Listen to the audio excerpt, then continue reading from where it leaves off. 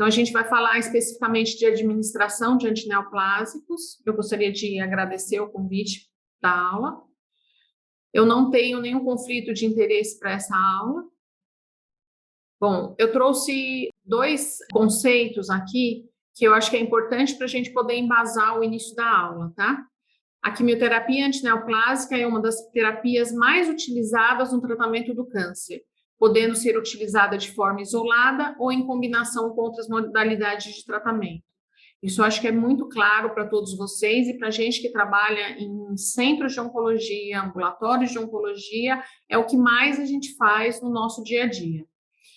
E os eventos em uma ou mais etapas do processo de administração do medicamento, seja ela na prescrição, na execução da prescrição, na liberação da prescrição, na preparação, na dispensação ou mesmo na administração, podem ter consequências graves, podendo levar o paciente a óbito. Então, esse é o mais sério de todos e esse é o que a gente tem que ter mais consciência de que as drogas que a gente trabalha, que a gente atua para controle ou cura do câncer, elas têm um limite muito tênue de toxicidade, né? Se a gente utilizado de forma incorreta, a gente pode levar um paciente a óbito e não levá-lo à cura do câncer. Então, falando um pouquinho de boas práticas na administração de antineoplásicos, eu usei uma referência do INCA, que eu acho que é interessante que todos tenham, muitos de vocês já devem conhecer essa referência. O que eles falam? Que é importante que a gente utilize um campo descartável que seja impermeável na face inferior e absorvente na face superior. Na área de aplicação do quimioterápico antineoplásico, nada mais é do que aqueles famosos babadores que a gente utiliza, né, embaixo das conexões, justamente para evitar que qualquer respingo possa ter contato com o paciente. Utilizar equipos, seringas e conectores Luer-Lock, porque ele evita, na verdade, o ajuste do Luer-Lock, ele impede, na verdade, a desconexão e um derramamento dos antineoplásicos. Claro que o treinamento para a utilização desses conectores também é importante, porque muitas vezes uma conexão em falso, ele faz com que a gente tenha perda de líquido na lateral dessas conexões. Manter uma gaze próxima às conexões para coleta de eventuais vazamentos, em especial no momento de introdução e retirada de equipos e conectores. Nada mais é do que a gente usar uma lâmina de gaze na hora que a gente for desconectar ou conectar os equipos, seringas, algum conector. E não retirar o ar das seringas e equipos. Todos eles devem vir prontos da farmácia para serem administrados. Porque o risco de contaminação do ambiente com micropartículas dos antineoplásicos é muito alto nesse momento. Então, a gente não deve fazer.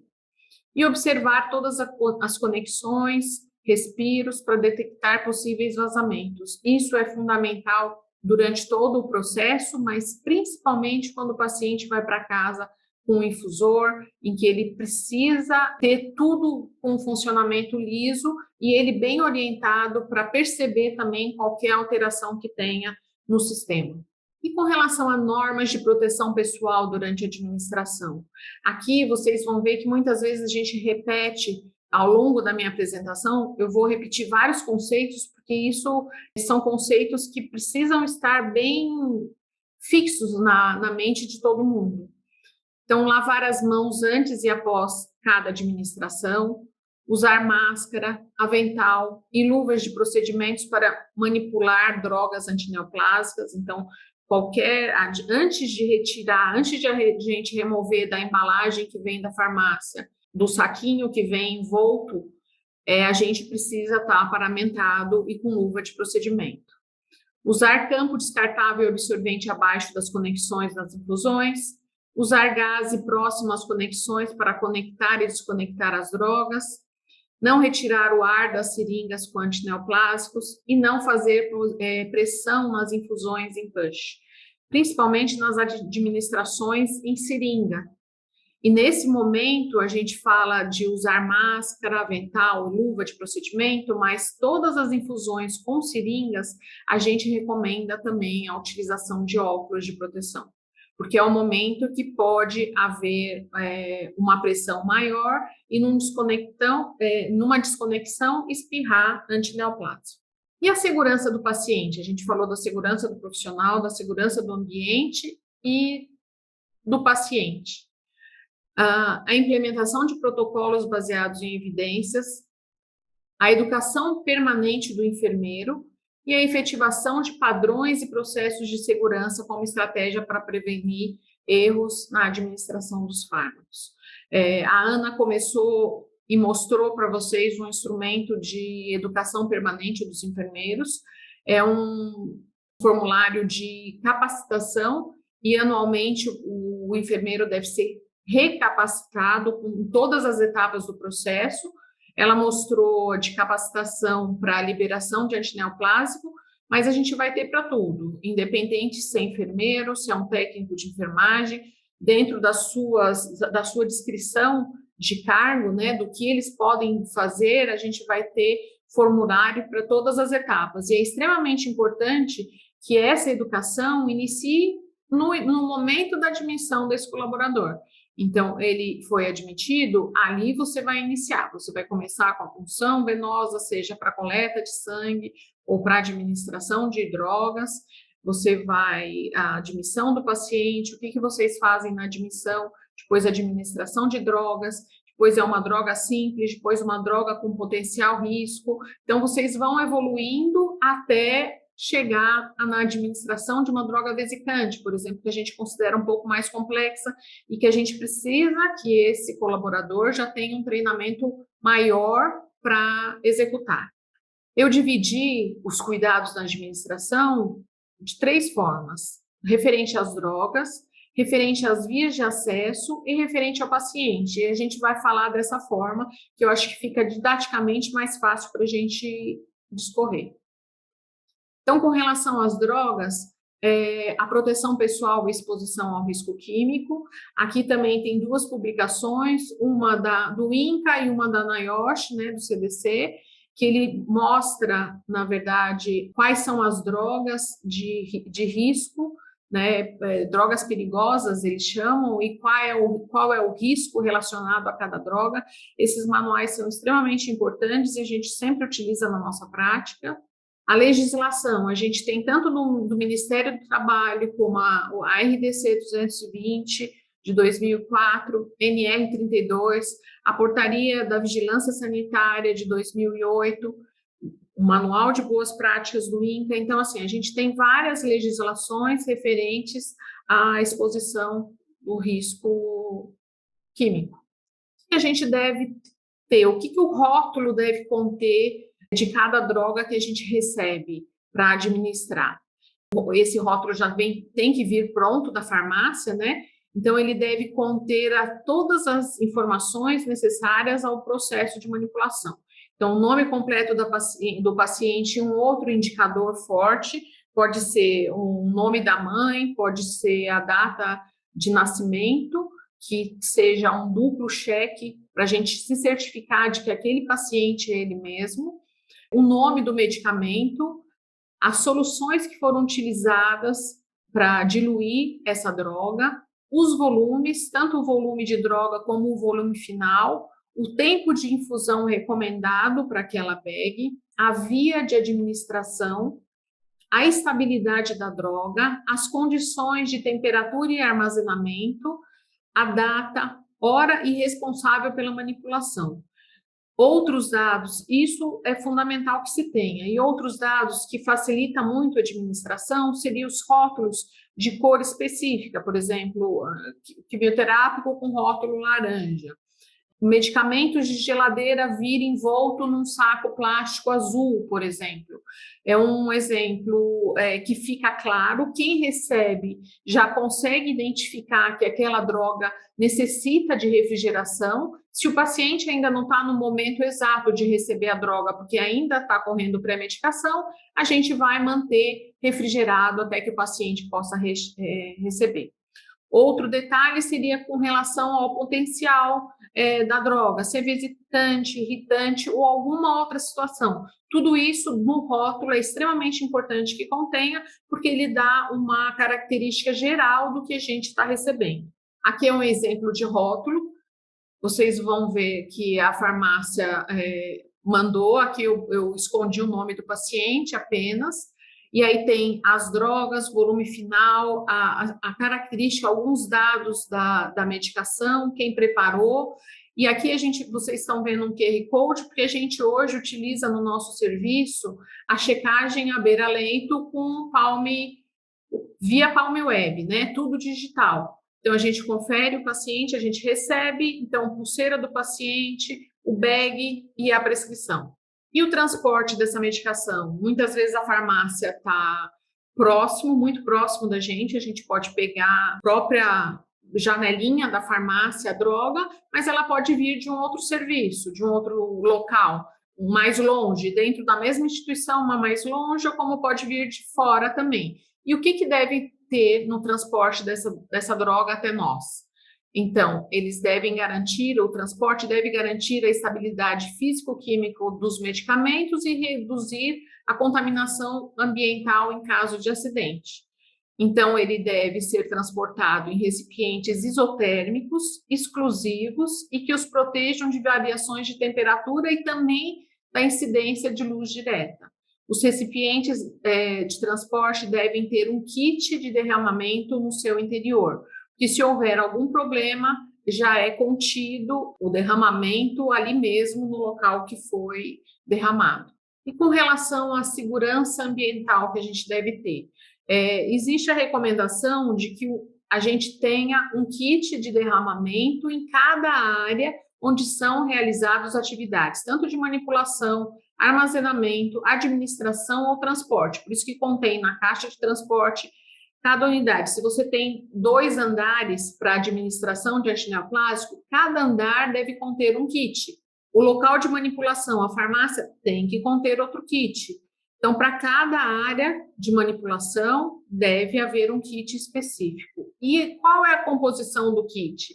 Ele tem que ter luva de procedimento, o avental impermeável, as compressas absorventes, a proteção respiratória para quem for atender, a proteção ocular, sabão, a descrição do procedimento detalhado, os formulários de notificação para a gente comunicar ao gerenciamento de risco e também à segurança do trabalho, né, ao setor de segurança do trabalho, o recipiente para recolhimento dos resíduos, e aí a classificação dos acidentes pode ser tanto pessoal, quanto tem como contaminação do paciente ou colaborador, na cabine ou ambiental.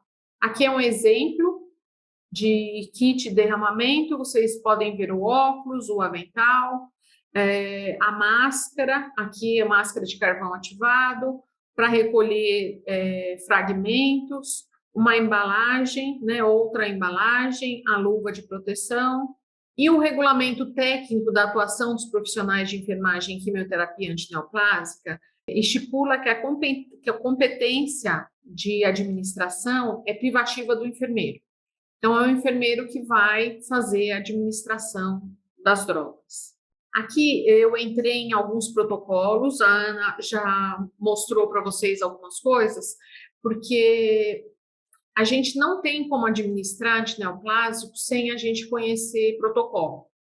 Então, a gente tem que ter em mente o nosso perfil epidemiológico, qual é a característica do meu serviço. A gente atende mais mulheres com câncer de mama? Não, eu atendo mais protocolo gastrointestinal. Então, eu vou conhecer e vou dominar mais esses protocolos. E, aos poucos, todo mundo tem que se familiarizar com o protocolo.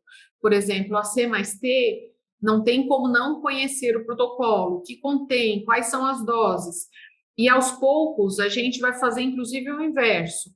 O colaborador que está assistencial, fazendo a administração das drogas, ele pega o protocolo que o paciente vai receber, ele já conhece qual é o diagnóstico do paciente.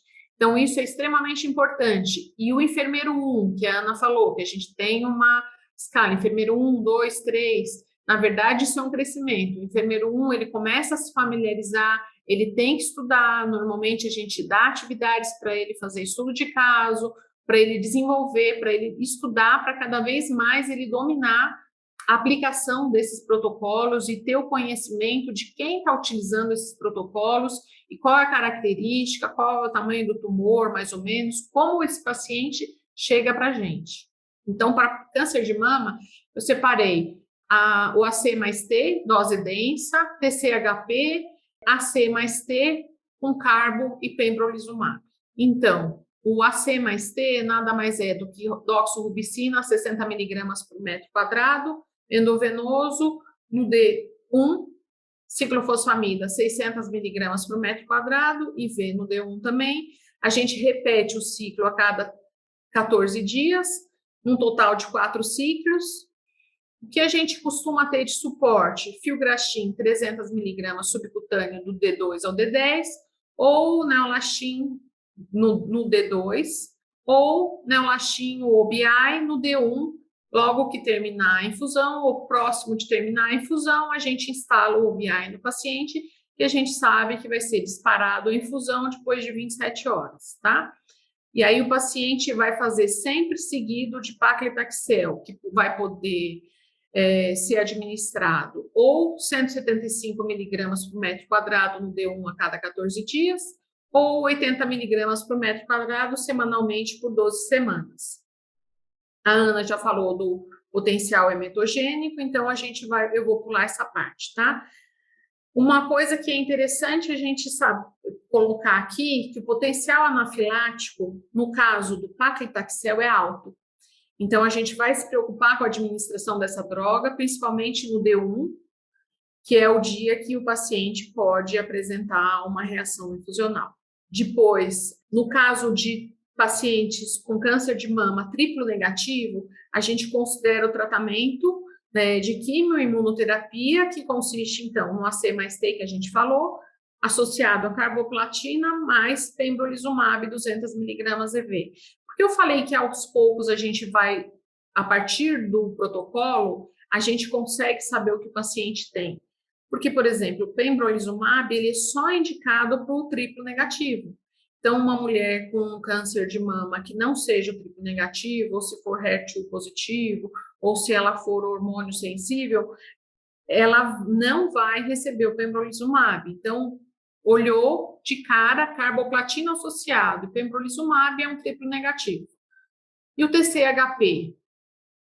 A gente vai sempre usar o trastuzumab 8 miligramas por quilo IV em dose de ataque no D1 e a dose de manutenção de 6 miligramas por quilo IV a cada 21 dias. E o pembrolizumab 840 miligramas na dose de ataque no D1 e a dose de manutenção de 420 miligramas a cada 21 dias. O docetaxel de 75 a 100 miligramas por metro quadrado IV no D1 e a carboplatina com AUC de 5 a 6, e isso vai ser repetido a cada 21 dias.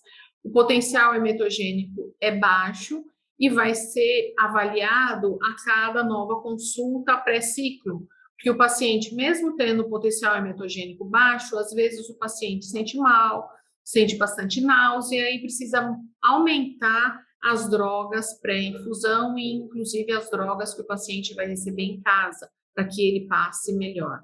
Aqui a gente é a mesma coisa, na verdade, o TCHP. E aqui eu coloquei a característica de alguns cânceres e depois o risco intermediário. Normalmente, quando o paciente tem um risco baixo, ele não vai evoluir para uma quimioterapia endovenosa, nem oral que seja, né? A gente vai ver somente em risco intermediário e risco alto. Então, o luminal-like, risco intermediário, TC, por 4 a 6 ciclos, risco alto, linfonodo negativo, TC, por 6 ciclos. E aí, para mama, triplo negativo, aí é considerado menor que 1 centímetro, tumor maior que 2 centímetros. Então, a recomendação vai ser baseada tudo no tamanho do tumor. Eu sei que vocês já tiveram uma aula médica que falou dos protocolos, então é só reforçando, tá? Para ter o entendimento daquilo que eu falei. É importante que a gente tenha o conhecimento dá indicação dos protocolos para que a gente conheça o nosso paciente e consiga conduzi-lo da melhor maneira possível. Os tumores triplo negativos, tá? Então, carbomestaxol por 12 semanas, seguido de AC 4 ciclos, mais o pembrolizumab. E o luminal-like de alto risco com 1 ou 3 linfonodos positivos, quimioadjuvante com TC 6 ciclos, ou AC mais T, ou invertido, né, o T mais AC. Depois, se tiver um tumor maior que 5 centímetros, adicionar ao final a abemaciclib por 2 anos, mais hormonioterapia. Se não tiver maior que 5 centímetros, faz a hormonioterapia isolada depois do tratamento com quimioterapia endovenoso, né? E o câncer de mama HER2 positivo, então, dependendo do tamanho do tumor, até um linfonodo positivo, vai ser feito o adicional de drogas, tá? Então, maior que 2 centímetros e nenhum linfonodo comprometido, trastuzumab, carboplatina e paclitaxel, ou docetaxel.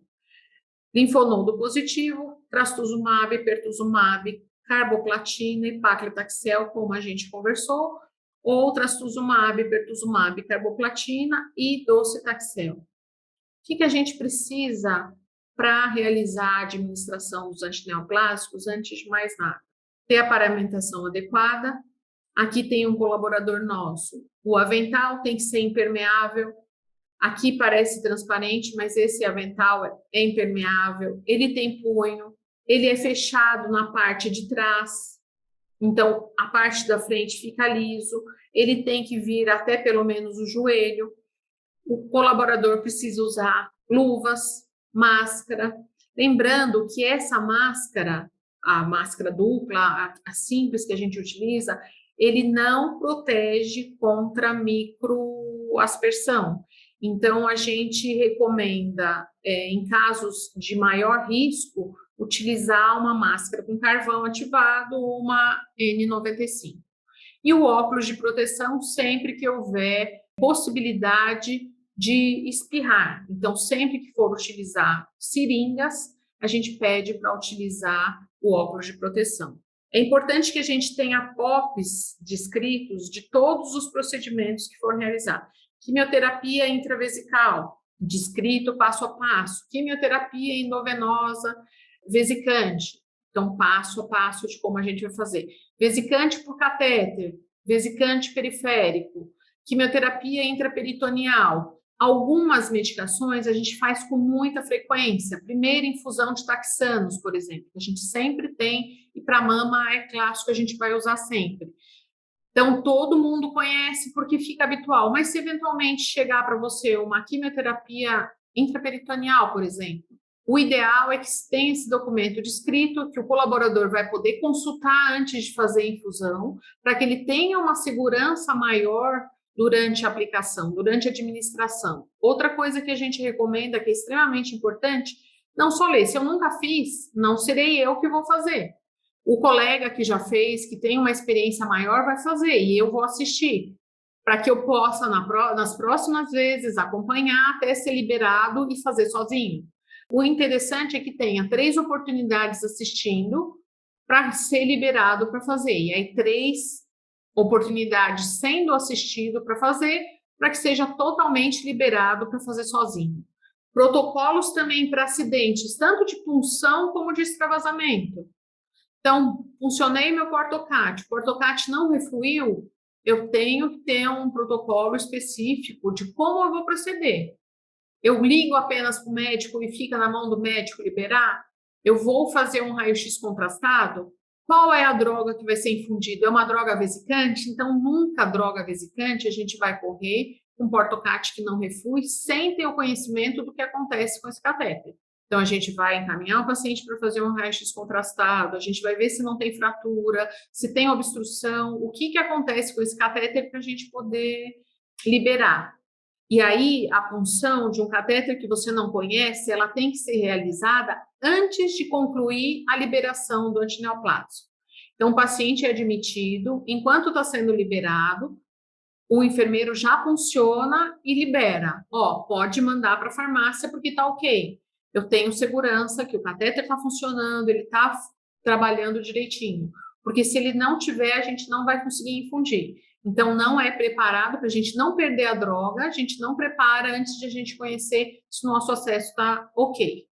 Paciente que veio pela primeira vez e ele não teve uma avaliação anterior do enfermeiro, e ele tem o acesso venoso periférico, é importante também que ele seja puncionado e que a gente tenha uma garantia de acesso antes de concluir a liberação para a farmácia, tá? A liberação da prescrição.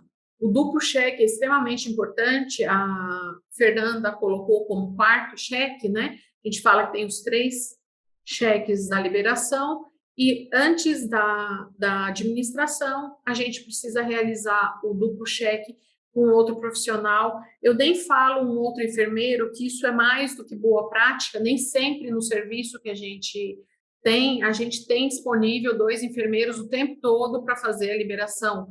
Às vezes é um serviço extremamente corrido, que a gente atende um volume grande de pacientes, e às vezes o técnico de enfermagem treinado pode fazer esse duplo cheque. Ele vai conferir se os dados da prescrição conferem com os dados do rótulo, junto com o enfermeiro, que já fez essa conferência anterior, e vai validar isso com o enfermeiro.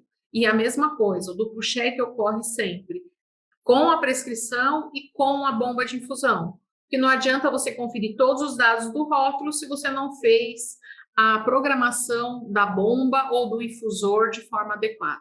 E, por fim, o registro em prontuário. Então, tudo que a gente realiza com o paciente, a gente precisa registrar no prontuário, desde a admissão, sinais vitais, característica da punção, se foi lisa, se foi de primeira vez, se não foi, se a gente teve dificuldade, se o paciente apresenta fragilidade capilar e que tem indicação de um catéter para a próxima infusão, tudo a gente deve deixar registrado. Como que foi a administração? Ele apresentou reação, não apresentou?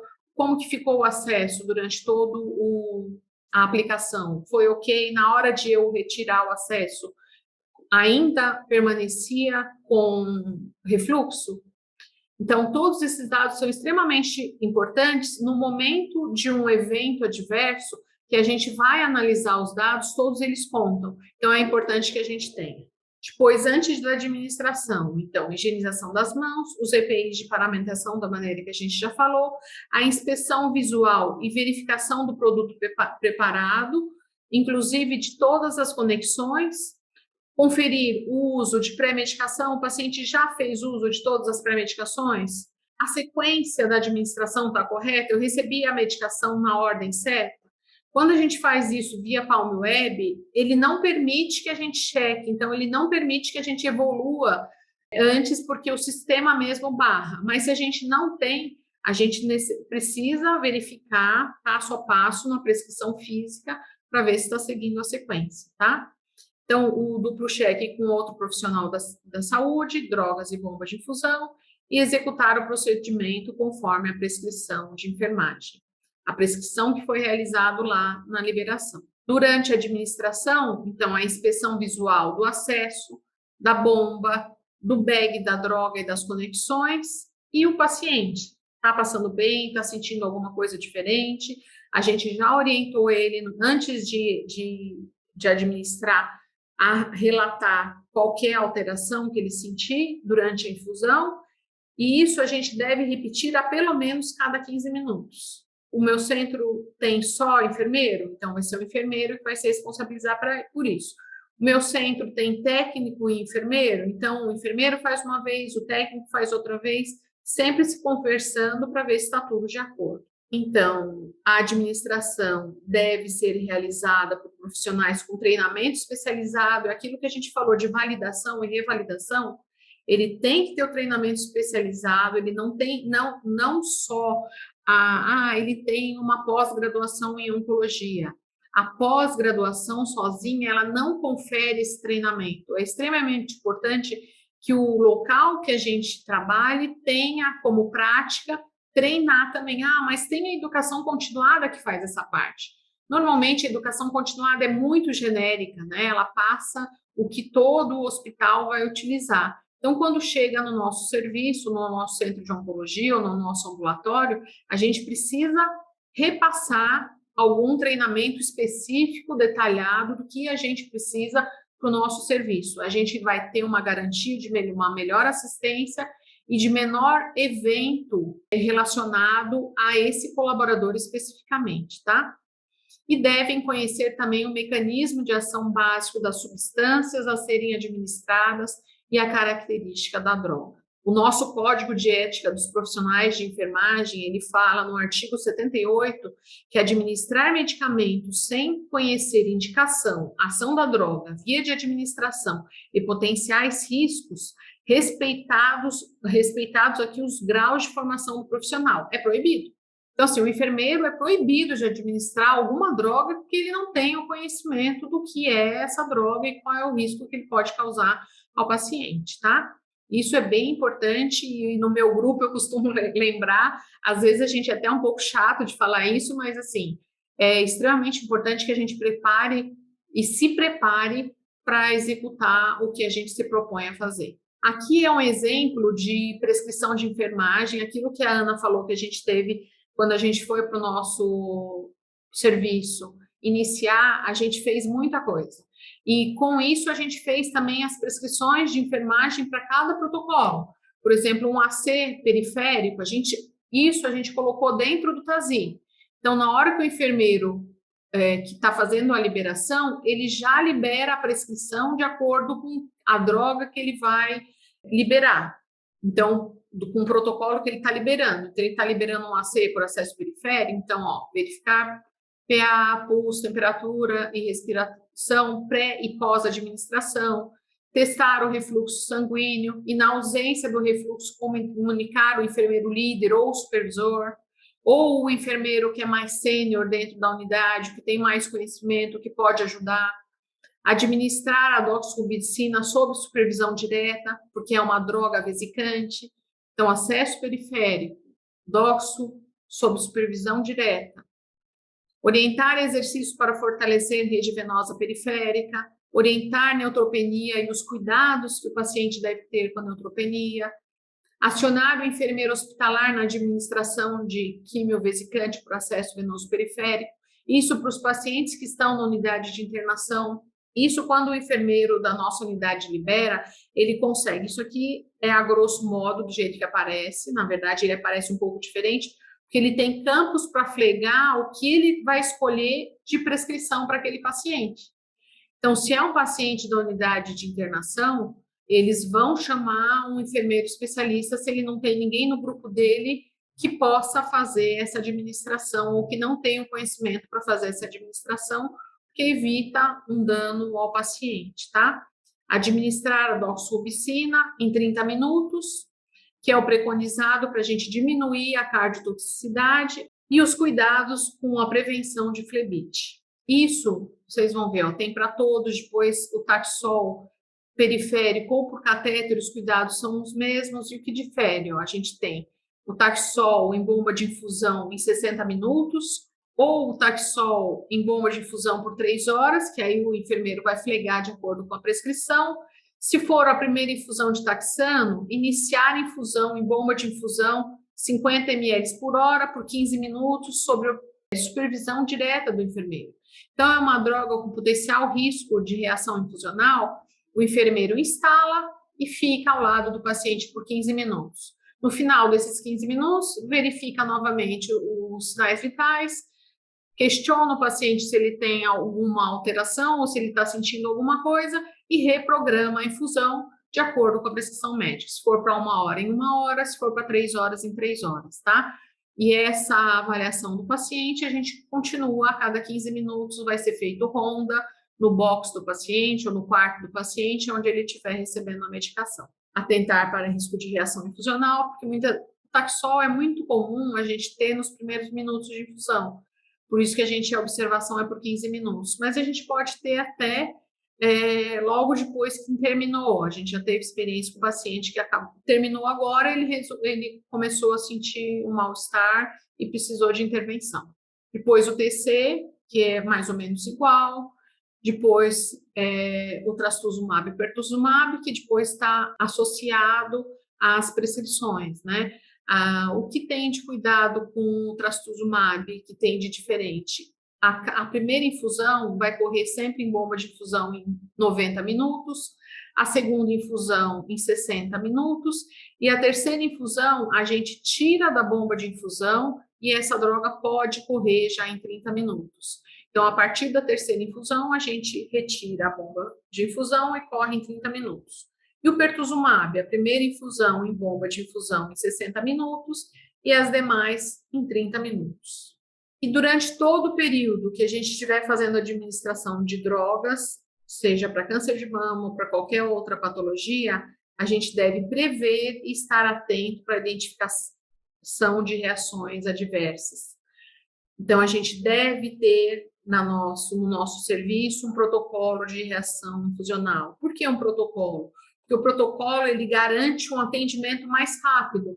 E eu não vou nem falar minuto, porque minuto é muito tempo, mas a cada fração de minuto, a cada segundo, a gente tem um ganho se a gente atender esse paciente mais rápido. Então, vamos ter reações mais leves se a gente detectar precocemente e já tiver conduta específica para cada tipo de reação. Então, quais são as drogas envolvidas? Aqui eu separei drogas de alto potencial, de potencial moderado e potencial baixo, e eu coloquei o que a gente mais utiliza para mama.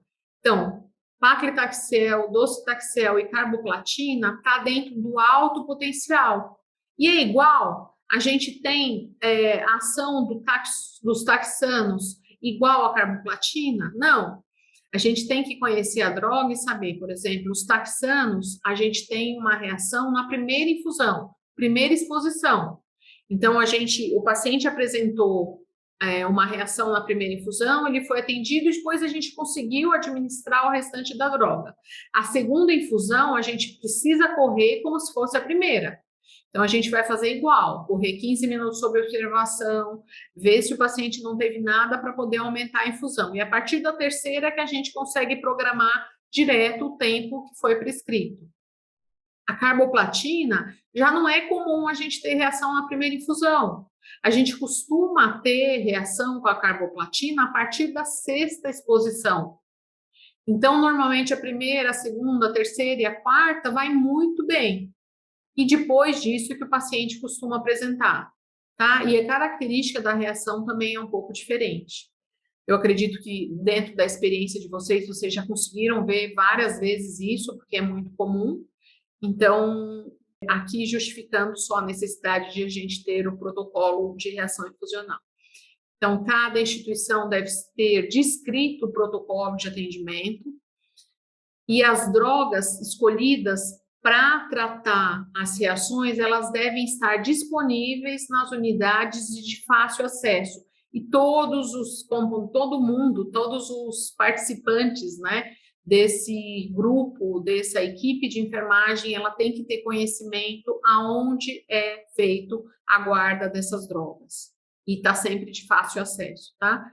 Educar o paciente e familiares quanto à importância da comunicação adequada ou qualquer anormalidade durante a infusão, porque o familiar, porque o paciente a gente orienta, claro, ele fica atento, porque ele fica com receio, principalmente quando é a primeira infusão, mas se a gente pensar numa carboplatina, por exemplo, que ele pode desenvolver não na primeira, não na segunda, o paciente está tranquilo, e às vezes ele começa com uma hiperemia facial, o rush cutâneo, e às vezes é o familiar que detecta, e aí ele chama a enfermagem e a gente já consegue atuar prontamente.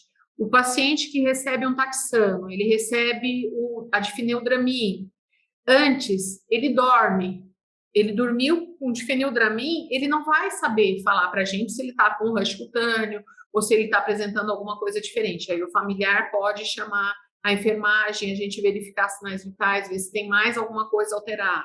E levantar o histórico para saber se é um paciente que costuma ter alergia, já teve outras alergias, né? Ou alguma reação, ou algum tratamento que ele realizou em outra instituição e que ele apresentou uma reação alérgica também. Dentro da RDC 220, que traz um guia, na verdade, de tudo que a gente precisa ter dentro do serviço de terapia antineoplásica. Ele fala que a gente precisa ter de fácil acesso, seja numa área muito próxima, seja na nossa unidade mesmo, uma unidade de emergência disponível. Então, a gente tem que ter um carrinho de parada com um eletrocardiógrafo. Na verdade, ele relata tudo o que é necessário que a gente tenha dentro desse carrinho para um atendimento rápido. Pode ser uma reação leve, mas como pode ser uma reação anafilática muito grave, que a gente precisa atender prontamente, ter o carrinho do lado, bem como o médico para nos auxiliar nesse atendimento, nesse pronto atendimento. Agora a gente vai falar um pouquinho de extravasamento de drogas. Eu coloquei essa figura porque esse foi um extravasamento que ocorreu conosco e o acesso desse paciente, que tinha um acesso extremamente difícil, eu lembro dele até hoje, essa foto deve ter 10 anos pelo menos, e ele tinha refluxo tanto antes como depois da infusão da droga ele tinha, mas foi um docetaxel, que é muito comum a gente observar microextravasamento, né? O paciente continua com refluxo durante toda a infusão, mas ele tem ele favorece a permeabilidade capilar e o paciente tem alguma perda que causa esse tipo de hiperemia. Tanto que esse paciente era médico e ele falava para a gente, nossa, eu fui cozinhar alguma coisa e eu percebi que estava vermelho, tem um ardor, mas foi no local que o paciente recebeu o Taxotere e a gente considerou como microextravasamento e tratou dessa forma, tá? Então, a gente não pode suspeitar só de drogas que a gente viu francamente o extravasamento, mas também daquelas que podem causar o microextravasamento, como o Taxotere. Então, dentro da classificação das drogas que a gente precisa ter uma atenção maior para acesso periférico, e para não periférico também, porque se a agulha no portocate ou se o catéter não estiver funcionando da forma adequada, tiver uma fratura ou alguma alteração, a gente precisa se preocupar muito com drogas vesicantes e irritantes. Aqui dentro da classificação, a gente tem os antracíclicos, né, a doxorubicina, como vesicante, e são compostos que se ligam ao DNA, então que trazem um maior risco, uma lesão maior com necrose, e as que não se ligam ao DNA da célula, como os taxanos, Taxotere e o paclitaxel. Aqui desse lado tem os irritantes, que a carboplatina está dentro desse grupo. E qual é o melhor tratamento para o extravasamento? É a prevenção. A gente não tem outra solução, porque se houve o extravasamento, algum dano o paciente vai ter.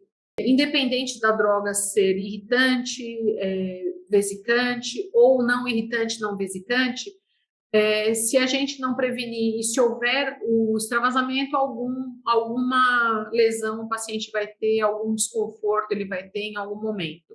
Mesmo para as drogas que não são irritante e vesicante, um edema, ele causa um desconforto, né? Um edema local. Então, o que a gente pode fazer para prevenir? Ações relacionadas com a administração para a gente prevenir o extravasamento. Então, testar o retorno venoso antes da administração, realizar a administração dos vesicantes de forma assistida durante toda a infusão, isso é, para acesso periférico, o que a gente faz no nosso serviço? Vem seringas, a gente conecta um Y no sistema, se for um gelco, normalmente a gente faz com íntima, já vem com Y, né, no sistema dele. Um lado a droga é conectada, do outro lado é soro fisiológico. Então, testa-se o refluxo. Com refluxo franco, a gente injeta de 1 a 2 ml de droga, lava abundantemente. Testou o refluxo novamente, mais 2 ml de droga no máximo. Lava abundantemente e assim até o final da administração. Lembrando aqui que a doxorubicina, principalmente por cardiotoxicidade, ela não pode ser infundida num período menor de 30 minutos. Então, essa administração vai ter um enfermeiro dedicado lá pelo menos de 30 a 40 minutos, tá bom? Então, lavar o acesso antes e depois da administração de cada agente quimioterápico para ter certeza da permeabilidade do acesso venoso, evitar flebite química, não usar bomba de infusão para administração de medicamentos vesicantes em acesso venoso periférico, monitorar o local do acesso durante todo o tempo, interromper a administração no caso de o paciente necessitar sair do leito, então o paciente precisa ir ao toalete. Normalmente a gente oferece isso nas trocas de droga. Então, tirou a última pré-medicação, a gente já oferece para ver se o paciente tem intenção ou se tem alguma vontade de ir ao toalete. Que aí a gente evita, inclusive, de interromper, né, a administração. Mas se ele precisar levantar, a gente vai suspender a medicação, vai desconectar e ele vai ao toalete. Quando ele voltar, a gente volta a ligar. E em caso de suspeita de extravasamento, parar a medicação, fazer um diagnóstico criterioso e usar as medidas necessárias. Ou, inclusive, trocar o acesso se a gente não tiver a certeza de que está bem posicionado.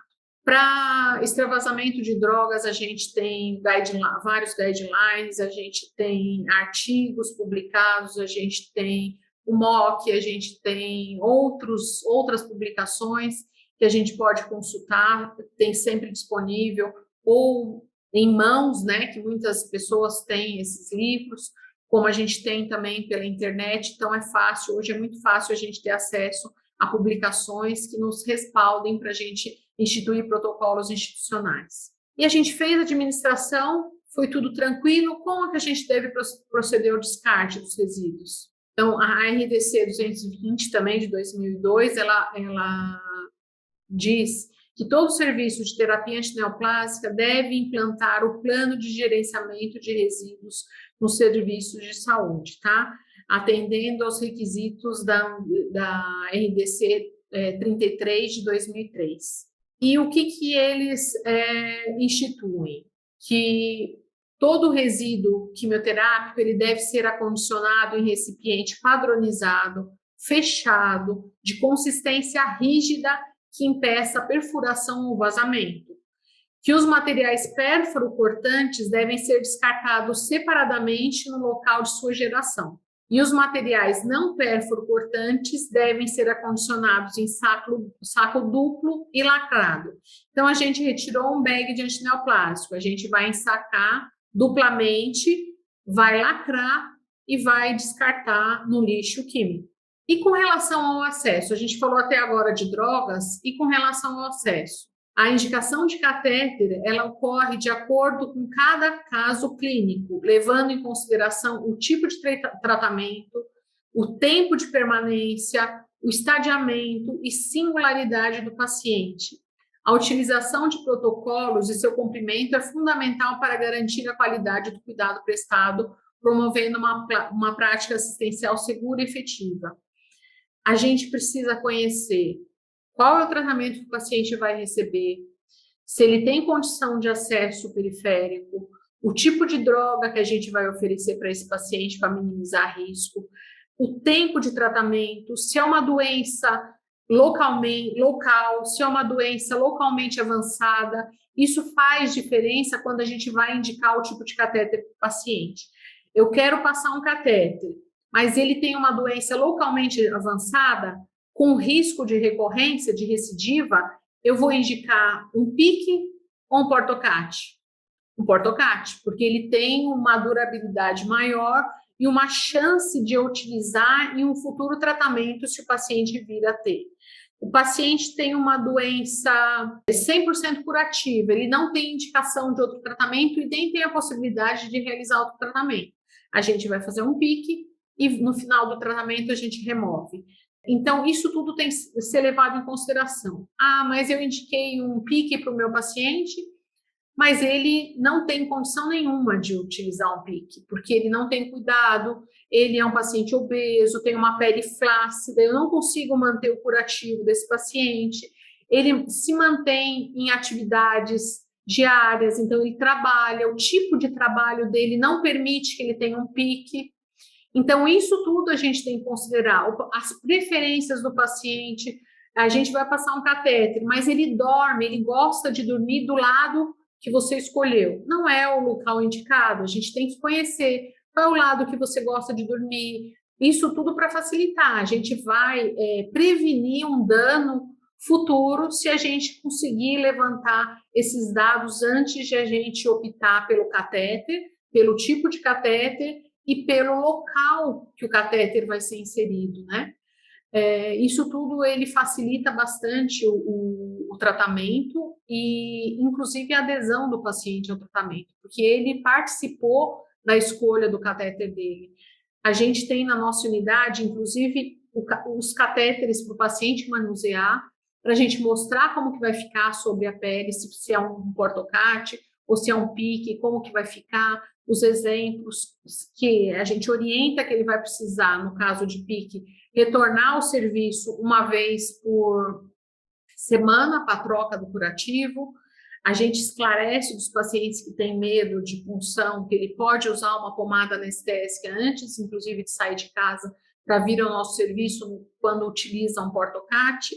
E os acessos periféricos a gente vai utilizar para alguns pacientes sob uma avaliação criteriosa, principalmente nos casos de mama, porque normalmente a mulher, a gente tem um único braço disponível para funcionar e ele tem que ter condições para fazer o tratamento do início ao fim.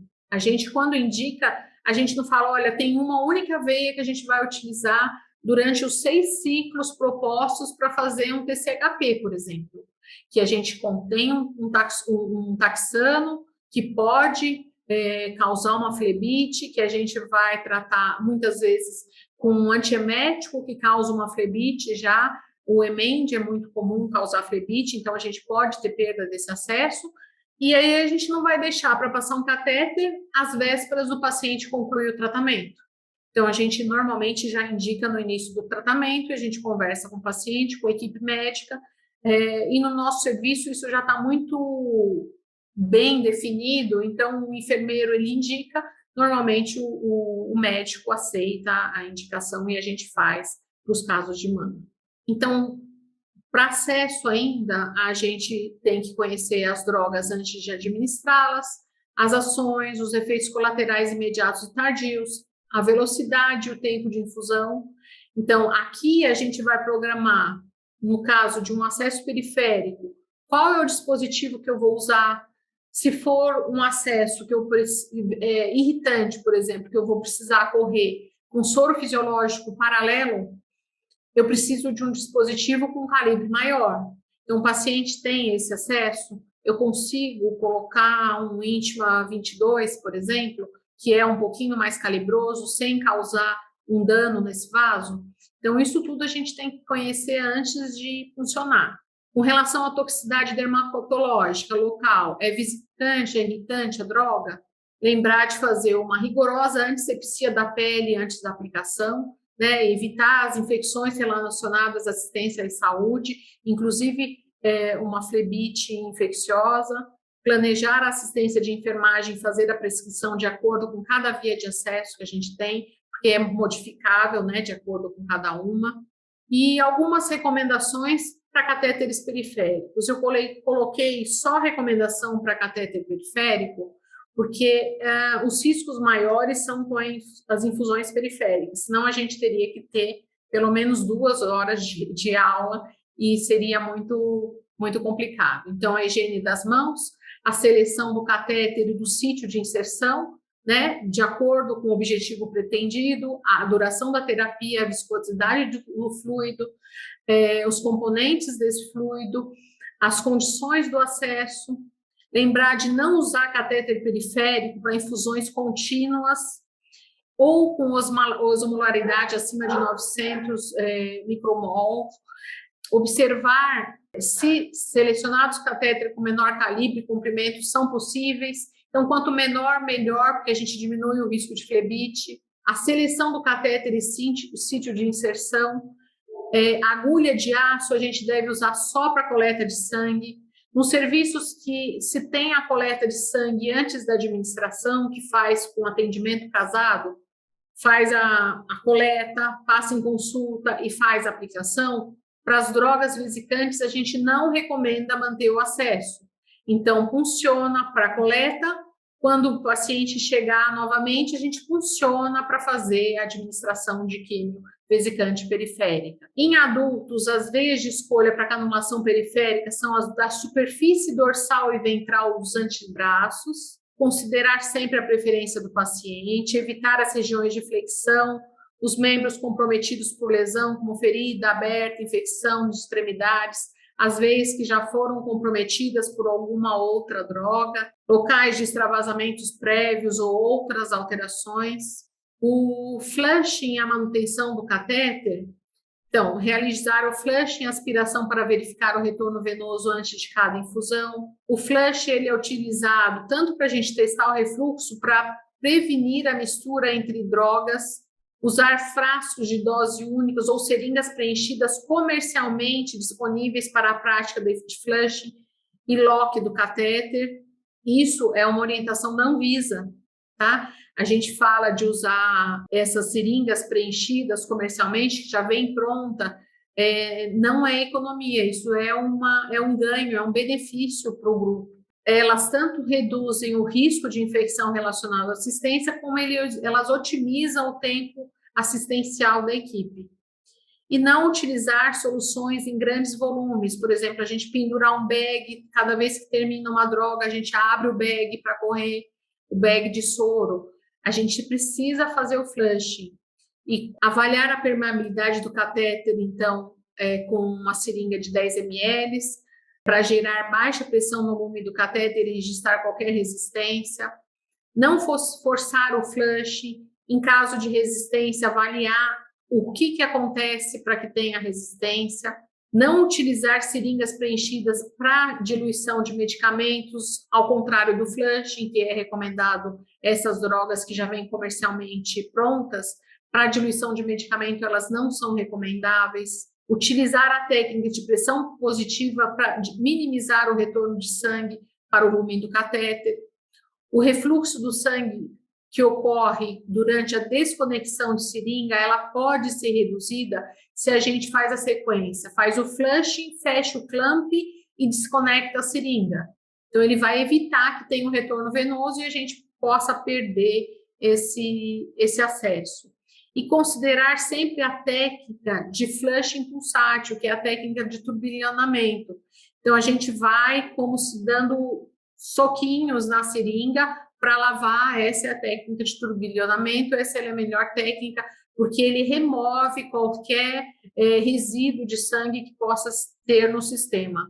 E, por último, para realizar o que a gente tem que ter de atenção durante a administração relacionado ao paciente, é sempre avaliar a performance do paciente, tanto o status funcional do indivíduo, como as nossas avaliações de risco e de toxicidade ao tratamento. Então, sempre é importante que a gente saiba como o paciente tolerou a administração, se teve alguma alteração, o que a gente poderia melhorar para as próximas infusões, né? E se ele tem condição de manter um catéter, uma bomba de infusão domiciliar. Não adianta ter indicação de um tratamento se o paciente não tem condição de usar. É o que a gente falou para catéteres. Se a gente vai escolher o catéter que o paciente consegue manter. Para uma bomba de infusão é a mesma coisa. O paciente vai para casa com uma bomba de infusão, ele tem que ter condições de utilizar essa bomba em casa. E por último, como consideração final, as atribuições e responsabilidades individuais devem estar formalmente descritas e todos os envolvidos no processo devem conhecer. Tá? Então, o que é de competência do enfermeiro 1, o que é competência do enfermeiro 2, o que é competência do enfermeiro 3, do líder, do supervisor, do coordenador, o que cada categoria faz, se eu tenho técnico, auxiliar no meu serviço, até onde o auxiliar pode ir, ou até onde o técnico pode ir, né, antes do enfermeiro 1. E os protocolos assistenciais são ferramentas fundamentais para garantir a qualidade do serviço prestado e promovem uma prática assistencial mais segura e efetiva, e devem ser elaborados com base nas melhores evidências científicas e amparados nas normatizações de órgãos relacionados à assistência segura do paciente. e manter a educação permanente do grupo com ações de validação e revalidação. É isso que eu tinha para falar para vocês. Obrigada, desculpa se ficou muito longo, mas assim, se a gente for pensar, arrisca, teria mais pelo menos umas 2, 3 horas para a gente falar. Muito bom, Andréia, muito bom. É muito denso, né? Bastante conteúdo, não dá para resumir uma prática tão complexa assim, de uma forma tão minimizada, vamos dizer assim, né? Tão curta, numa apresentação curta. Sim. Mas todo o conteúdo é muito rico, muito pertinente, muito necessário.